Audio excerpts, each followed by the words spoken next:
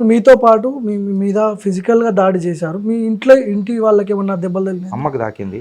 అమ్మ ఫ్రాక్చర్ అయిందా? ఏలు ఆల్మోస్ట్ అట్లనే ఉన్నది, అంటే ఇట్లా నీకు వస్తలేదు, ఓకే. ఫ్రాక్చర్ చేస్తే ఫ్రాక్చర్ వెళ్ళలేదు, లైట్గా మేనేజ్ అవుతుంది అని అన్నారు. బట్ టెరబుల్ పెయిన్ ఉంది. నా వైఫ్కి తన్నిండ్రు, ఈ కాలు కొంచెం నొప్పి ఉంది, నిలబడలేకపోతుంది. కొంచెం నిలబడుతుంది బట్ కొంచెం ఇబ్బందికరంగా ఉంది. ఓకే. కానీ ఎక్స్పెక్ట్ చేసిరా ఇంతమంది, దాదాపు 20 నుంచి 30 మంది పైన వాళ్ళు వచ్చి దాడి చేయడం జరిగింది ఇంట్లోకి చొరబడి? ఇంకెక్కువ ఉన్నారన్న, అంటే ఈడికి వచ్చిందే 30-40 మంది ఉన్నారు ఈ మన ప్రాంగణంలో. ఈ ఇంట్లోనే 20 మంది ఆ రోజు. ఓకే. అక్కడక్కడక్కడక్కడ కూడా ఇప్పుడు నా పిల్లలు చెప్పిర్రు నాకు. దాని తర్వాత మా టీం కూడా వచ్చింది కదా అందరు. అక్కడంతా ఒక అక్కడక్కడ ఆ గల్లీ దగ్గర, ఈ గల్లీ దగ్గర, ఈ కార్ల, ఆ కార్ల, ఈశ్వర్ థియేటర్ దగ్గర అక్కడ ఒక 10 మంది అట్లా జమ అయ్యారు. అంటే గిరీష్ తప్పించుకున్నాడు, పట్టుకుందాం అని మొత్తం రౌండ్ అప్ చేసారు. మొత్తం రౌండ్ అప్ ప్లాన్డ్. అంటే నేను ఏదో పెద్ద ఏం క్రైమ్ చేసినా నా జీవితంలో అన్నది నాకు అర్థం కాదు. ఓకే. సో డైరెక్ట్ పాయింట్కి వచ్చేద్దాం.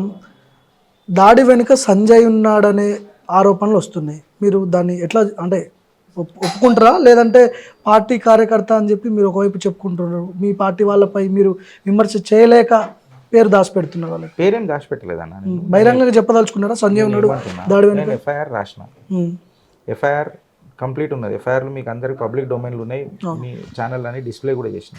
నేను ఏం రాసిన అనేది కంప్లైంట్ అంటే క్లియర్ కట్గా కనపడుతుంది సింపుల్గా. ఇప్పుడు నేను పదే సార్లు ఈ వ్యక్తి ఆ వ్యక్తి ఆ వ్యక్తి ఈ వ్యక్తి అని చెప్పాల్సిన ఇది దగ్గర 29th మార్చి నుంచి నడుస్తూనే ఉంది నా మీద దాడులు. ఇప్పటికి 3 ఎఫ్ఐఆర్లు ఇచ్చిన. 2 ఎఫ్ఐఆర్లు మాదాపూర్ పిఎస్లు ఉన్నాయి. ఒకటి Rajendra Nagar PS which was the recent attack on me. 2 Madhapur పిఎస్లలో అక్కడనే యాక్షన్ అయిన మొదలైన ఉంటే నాకు తెలిసి పోలీసు వాళ్ళు దిగిండ్రు రంగంలకు, ఒక్కొక్కటిది ఛార్జ్ తీసుకుంటున్నారు అని అంటే నాకు తెలిసి నేను ఇక్కడికి నాకు కాకపోతున్నాను నేను.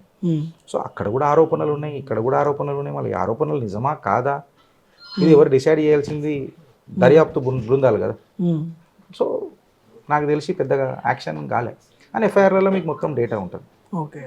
కానీ ఇంతమంది ఇంత జనబలంతో వచ్చి ఇంట్లోకి వచ్చి చొరబడి దాడి చేయడాన్ని వెనకాల ఎవరో పెద్ద బలమైన లీడర్ ఉంటేనే ఈ స్థాయిలో దాడి జరుగుతుందని అనుకోవచ్చు కదా. 2 రకాలు, ఒక చిన్న వ్యక్తి అయితే 2 రకాలు. బలమైన లీడర్ ఉన్నాడా, బలమైన వ్యక్తి ఉన్నాడా, ఆయన బ్యాక్గ్రౌండ్ ఏంది అని అనేది that is immaterial to me. But మానవ దాడి 7 వరకు కరెక్ట్, భౌతిక దాడి 7 వరకు కరెక్ట్. సరే నీకు దాడి చేస్తే మీకు ఒక రాక్షస ఆనందం పొందిరు నన్ను కొట్టినప్పుడు నవ్వి. నేను అక్కడ దొరకంగానే ఏది దొరికిండు అని అన్నట్టు ఇట్లా అన్నారు కదా, దొరికిండ్రు, రాక్షస ఆనందం పొందిరు. నేనే టార్గెట్ కదా మీకు. ఇన్ని రోజులు రెక్కి వేసుకోరు కదా, అదేదో బయట వేసుకునేది ఉండే కదా. నా ఫ్యామిలీ, మీరు మానసికంగా నన్ను చేసిరు కదా, మీరు మీ కుటుంబాలు మీ గురించి మీరు ఆలోచించలేదా? నా బాధ అది. ఈ మెంటల్ ట్రామా నా పిల్లలకు ఏదైతే మీరు చేసినరో ఇలా వాళ్ళు మరవగలుగుతారా అన్న? నేను మీ ద్వారా అడుగుతున్నా. You have done many shows which were చాలా సామాజికంగా ఎన్నో షోలు కూడా చేసిరు. పిల్లలు రేపటి పౌరులు ఎట్లుంటుంది వాళ్ళకు మనసు? వాళ్ళు ఏం క్యారీ చేస్తారు ఫ్యూచర్ మీద, పాలిటిక్స్ మీద కానీ, రాజకీయాల మీద కానీ, ఆర్ టు దట్ మ్యాటర్ అసలు డెమోక్రసీ అన్నది ఏడున్నది, ఎట్లాంటి మెసేజ్లు పోతాయి ఒకసారి మీరు ఆలోచించు. నాకైనా గాయాలు మీకు కనబడుతున్నాయి, వాళ్ళ గుండెకి జరిగిన గాయాలు మీకు కనబడతాయా? సో మా తల్లిదండ్రులకు జరిగిన గాయాలు వాళ్ళకి కనబడతాయా?